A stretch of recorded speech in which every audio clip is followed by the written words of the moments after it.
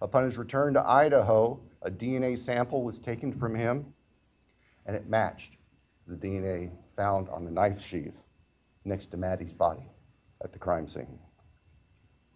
I can tell the court and the public the weapon itself, the knife, has not yet been recovered. I can tell the court that the defendant's apartment in Pullman was searched, as well as his office. Spartan would be a kind characterization. There was virtually nothing there. Nothing of evidentiary value was found. And of course, we are now talking 6-8 weeks after the time of the killings. In Pennsylvania, the defendant's car was seized, and it was actually pretty much disassembled internally. And it also had been cleaned. There was a bucket of cleaner right beside it. I think we can all look to our own cars, you know, in those compartments in the doors. We try to keep them clean where you put stuff. There's always some degree of crud in there. They were spotless. The defendant's car had been meticulously cleaned inside. And the state would present to the jury that that was part of the defendant's plan in covering up this. The defendant has studied crime. In fact, he did a detailed paper on crime scene processing when he was working on his pre-doctorate degrees, and he had that knowledge and skill.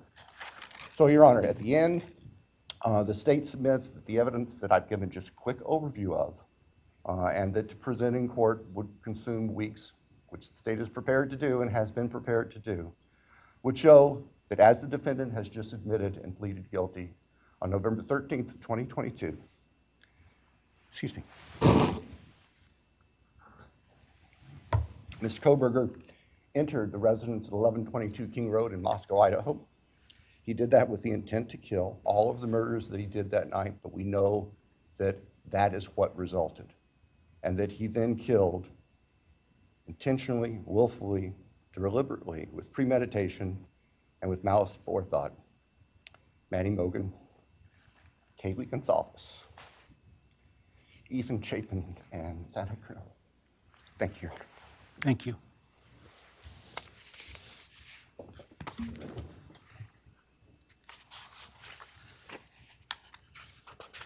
All right, based on the state's proffer and importantly based upon defendant's explicit admission to committing these crimes, the court finds there is a factual basis. Therefore, with respect to count 1, burglary, felony, how do you plead, Mr. Kohberger, guilty or not guilty? Guilty. As to count 2, murder in the first degree as it relates to the murder of Madison Mogan, how do you plead, guilty or not guilty? Guilty. As to count 3, as it relates to murder in the first degree for the murder of Kaylee Gonzalez, how do you plead, guilty or not guilty? Guilty. As to count 4, the first degree murder of Xana Kernodle, a human being, how do you plead, guilty or not guilty? Guilty. As to count 5, the first degree murder of Ethan Chapin, a human being, how do you plead, guilty or not guilty? Guilty. Right. For the past 2 years, I've had the privilege and the honor to provide pro bono representation in this criminal case for Karen Laramie and Scott Laramie, the loving mother and stepfather of Maddie Mogan. I will be reading a statement of gratitude today from the Laramies. 962 days ago, we lost our Maddie, our kind, loving, vivacious, and caring daughter full of purpose and promise.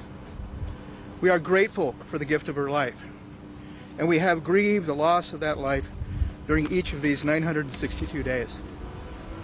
We love you, Maddie, and we miss you. We are grateful for the gift of the young, vivacious, promising lives of Kaylee, Xana, and Ethan, and we deeply, deeply mourn their senseless loss.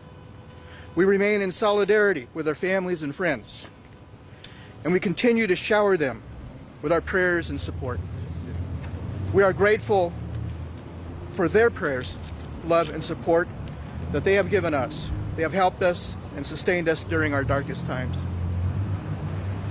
We are grateful to the prosecutor, Bill Thompson, and his dedicated and caring team, including victim coordinators, Kim and Stacy, who have helped to guide us through the sometimes confusing and disorienting legal process. Thank you for all your dedicated, diligent, and tireless commitment to justice and the successful outcome reached today. We support the plea agreement 100%. While we know there are some who do not support it, we ask that they respect our belief that this is the best outcome possible for the victims, their families, and the state of Idaho. We extend our deep gratitude to the many law enforcement officers and staff who worked tirelessly to obtain the critical evidence that brought justice today, including the Moscow Police Department, the FBI, the Idaho State Patrol, and the Lehigh County Sheriff's Department. We are deeply grateful to Judge Hippler and Judge John Judge before him. We thank you for your diligence, thoughtfulness, and judicial guidance. We appreciate the difficult work you have done to balance the rights of all involved and to uphold the rule of law. You have had our prayers and support throughout this case. We send our love and gratitude to the many family and friends who have supported us, cared for us, and helped us to heal our open emotional wounds. To the good people of North Idaho, who have showered us with kindness and support, we thank you. We also mourn today with you the recent tragic and senseless loss of two brave North Idaho firefighters. We extend our prayers and support to their families. You are not alone. We understand your pain. For all parents who have endured the loss of a child, we know recovery is a long and at times an almost unbearable journey. But you are not alone. And there is hope and there is healing. We thank those in the press who have respected our privacy and the grieving process, and the privacy and grieving process of the families of Kaylee, Xana, and Ethan. To others in the press, we gently encourage you to do the same. We thank the many people across our nation and beyond who have reached out to us, prayed for us, and extended their kindness. You too have helped us on our journey to heal. We now embark on a new path. We turn from tragedy and mourning. We turn from darkness and uncertainty of the legal process to the light of the future. We have closure. We embark on a path of hope and healing. We invite all of those who have mourned with us to join us, and we wish you well. Thank you.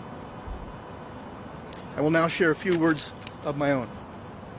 Over the past 2 years, I've been amazed and humbled by Karen and Scott's strength, endurance, and faith. They have uplifted me and so many. They founded a nonprofit to help others in the name of Maddie. They have been a beacon of hope amidst a dark and tragic time. To those young and bright attorneys out there looking for purpose and meaning in your profession, I invite you to join the effort of crime victim attorneys to bring victims justice with compassion, empathy, humility, and understanding. This case is not the end of violence.